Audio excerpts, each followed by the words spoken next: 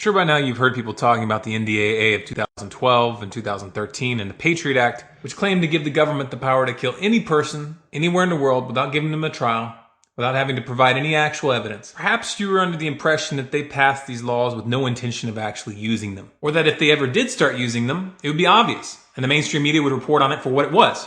But those aren't very realistic assumptions, are they? If you want a glimpse of what it looks like when the NDAA is being used against American citizens, the Chris Dorner case is a perfect example. Before we go into this, we first need to address the psychological element of the situation. These kinds of events, which involve blatant deception on the part of the government, are highly polarizing. It separates those who are willing to look at reality from those who are so attached to the religion of the state that they attack anyone who dares to call its intentions into question, as if they were heretics. What's most disturbing about this polarization is that by all appearances, those defending the official stories put forth are willing to swallow more and more blatant lies.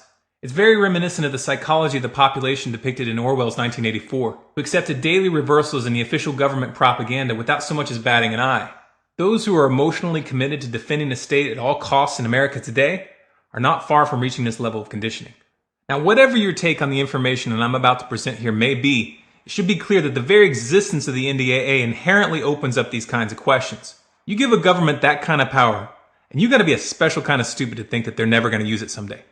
This case isn't just about Dorner. It's about setting a series of precedents and conditioning the public for a new normal, where drones are used to hunt fugitives within the country, where massive police checkpoints are established all across the country searching random vehicles without warrants, and where hundreds of house-to-house searches were performed with no probable cause and with no warrants issued, and where a flimsy story is presented to explain how a suspect that's been labeled a domestic terrorist is killed before he can have his chance to stand trial. This is just a glimpse of what's coming to America. We've been warning you about this for years, and now it's finally rolling out. If the American people accept this precedent, if they accept this trial run, it's only going to expand from here. Mark my words, this is just the beginning.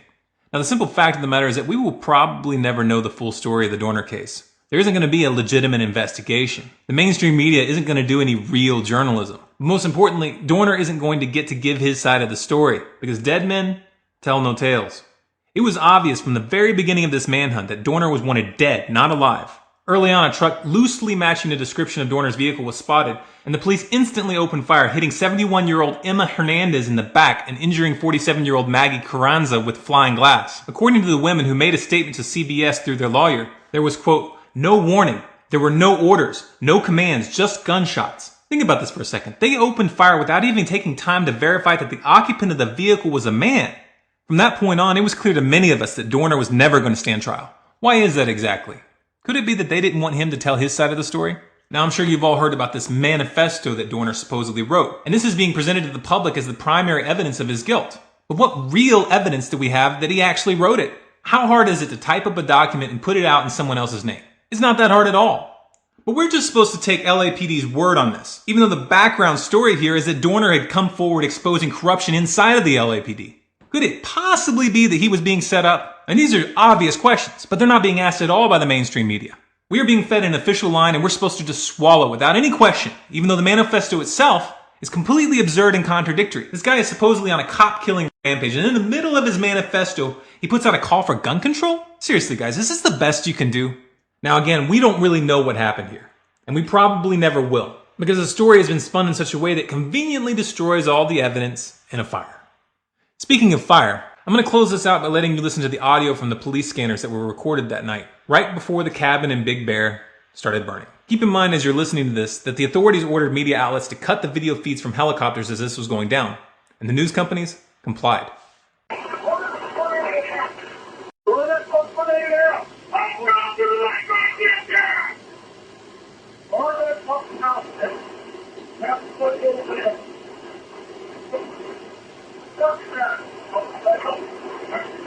I don't know.